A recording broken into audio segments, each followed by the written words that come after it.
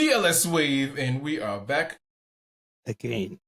All right, let's jump right into it. Ghana, my happy home. You guys know how to sing that song? Ghana, my happy home, my happy home. What follows here? What follows that? Ghana, my happy home. That where you go here, Ghana City Saucy. Ghana mighty father. He will saucy for it. Something. And is so free. A woolly monk. I will die for thee, Ghana.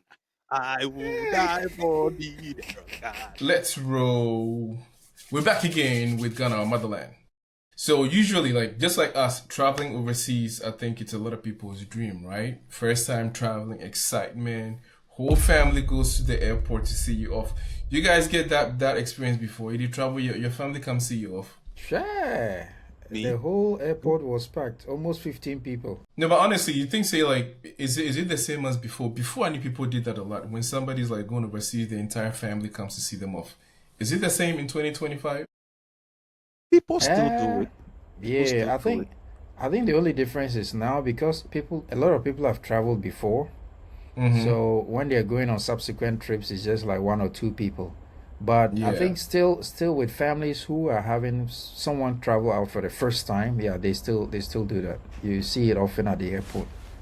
But in Ghana, you have to see the person to the gate. You cannot enter the airport. Mm-hmm. You don't I mean, we can understand that for security reasons, right? Yeah. All right, cool. So we have this lady who got super, super excited. Video coming up.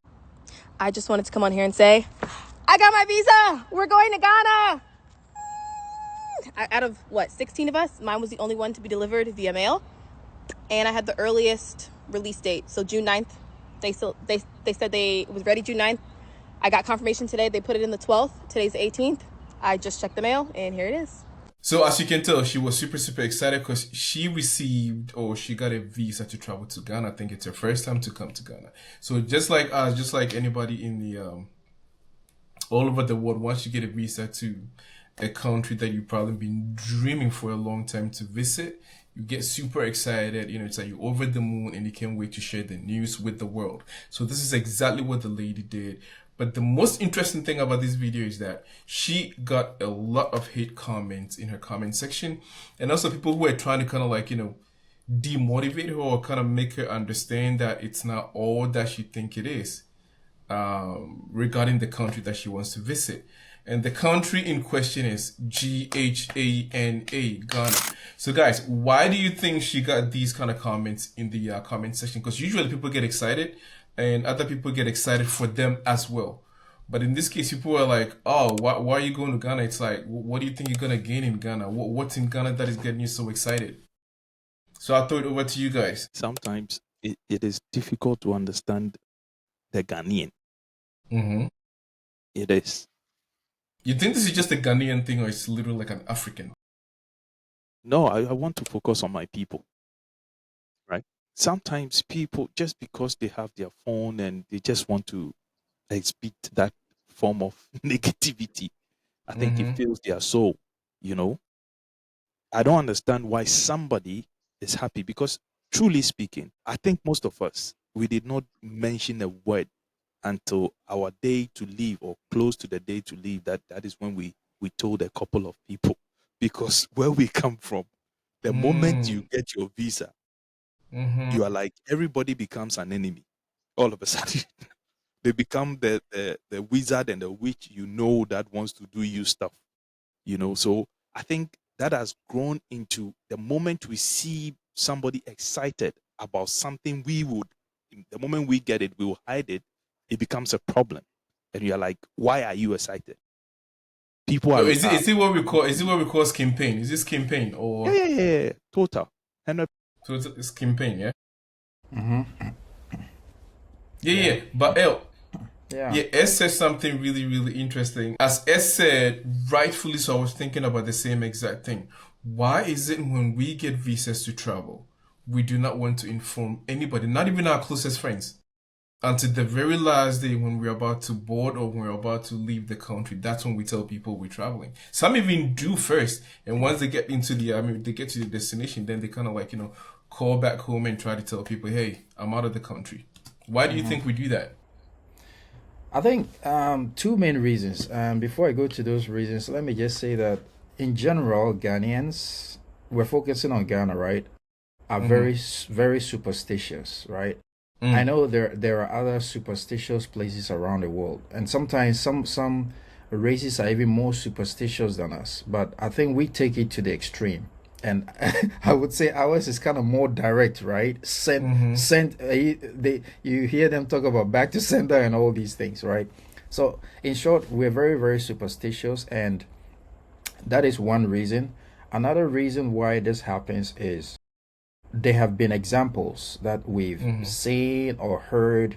People go back home, they even give maybe just a cash donation, like a gift to a family member or someone in the extended family.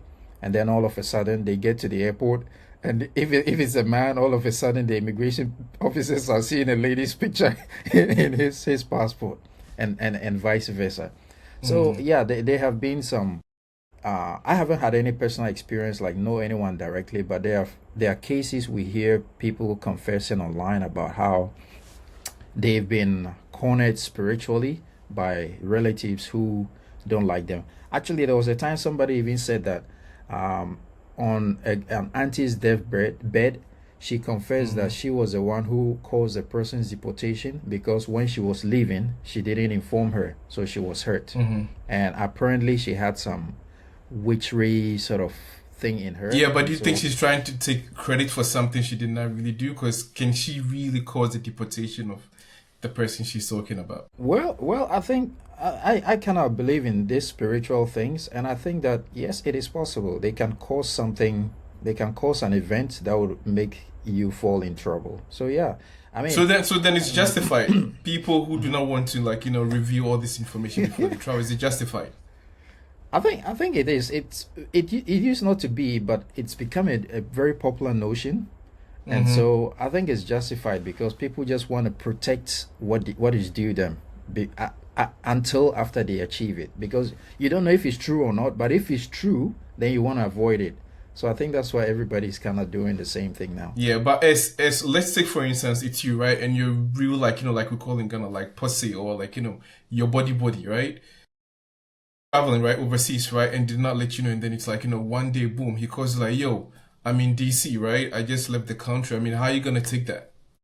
Is that justified because he was superstitious? You'll be disappointed. That's most def. Yes, but like Leo said, we are coming from. You hear stories, so you go like, yeah, but at least I've not been that evil to you. That would be my first response. But then I will understand that sometimes certain things need protecting, right? For me, with the topic we are discussing, I think that even though if we do believe in these things, those other people celebrating it, putting it online, and maybe he doesn't have that. He doesn't feel his family is coming for her, right? Because he has hustled for years. You can see the excitement in the video. She has hustled for years. And this is where I also have this question. Why is it that when we are successful, right? The moment we are successful, it is, because of this. But the moment things start going a bit tough for us, then it is because of this. But we've been told that life is like that. It goes up and down. Yeah. So Yeah. it's this particular. I don't understand those people who are online chatting gibberish, because Yeah. everybody has the right to be excited over something. No, but do you think it's very unpatriotic? Because I'm not really sure if it's everybody's duty as a citizen of their country to promote their country, put them in the spotlight in a good way. So in this case, is it very highly unpatriotic to be telling people, hey, what are you gonna come do here? It's like, why are you so excited? It's like there's nothing to do in Ghana. A quick one. We all sit here, we raise topic about government, and you can see our frustrations in our government. But we've done videos where myself, I always proudly say that Ghana is the most unique place on earth. for me. So yes, you can be frustrated with actions from our government, things they should have done and they've not done. But the fact is, we are a core group of people, interesting group of people, where anytime you find yourself in our midst, you'll be the happiest. So if somebody is excited to come, maybe because through a couple of friends she has met, if she read it's a dream to visit the country and she has finally gotten a visa, you go online trying to discourage. Where is the love for country? Yeah. Let me also just add this. I mean, I always say that when you talk about Africa, you can't talk about 5 first countries in Africa and take Ghana out for several reasons. One, the history, because Ghana holds a very, very, very important history when it comes to the slave trade, and there's still evidence of it. Preserved, conserved evidence of it in Ghana. And so, from the lady's accent, it sounds like she's an African American. So for an African American, Ghana is always on their list. That's one. Two, economically, we are known to be the largest producer of gold and second largest exporter of cocoa, right? That's economically. And so when you take just these 2 reasons, on top of it, security. Yeah, exactly. So there are many reasons why Ghana is always on the list. So I'm just saying this coming from the point where the perspective that I think Ghanaians ourselves, we are being miseducated in a way, because we all were in school, right? How much did we learn about our own history? How much did we learn about slavery? We only learn about Aristotle, Socrates, all these people who we have no connection with, right? So I would say something, Frank. some of these people who are making these comments is also coming from a point of view of ignorance. So it kind of seems to me that we don't really know what we have that people want to see. And that's because people don't really know what we have. We really don't know. There are a lot of people who don't know anything about Ghana. There's very little domestic tourism. There's very little thought in our schools. So people will not understand why an American will be excited to be coming to Ghana. But they will know because they have read and they have seen and they have heard all these important things about Ghana. So I think it's coming from a point of view of ignorance. Yeah. I would say the same thing, just to summarize the conversation, because going to a new place, you're always excited, but the locals that live there, they always have complaints, just like any other country. So I think it's a similar incident with Ghana, right? If people are coming in, they're super excited because they've heard all these good things, but then you, the one living in there, right, day in, day out, going through the hustle, you know what you're going through, so you're just wondering why are these guys so excited to come to Ghana, right? But I think it's always like that. It's always been like that. So that would be my 2 cents. So comment section, let us know if these guys in the comment section are just haters, or you think they have the right to say whatever they intend to say, as long as it's a democratic country, right? Freedom of speech. So let us know in the comment section. We'll see you on the next episode. DL is out.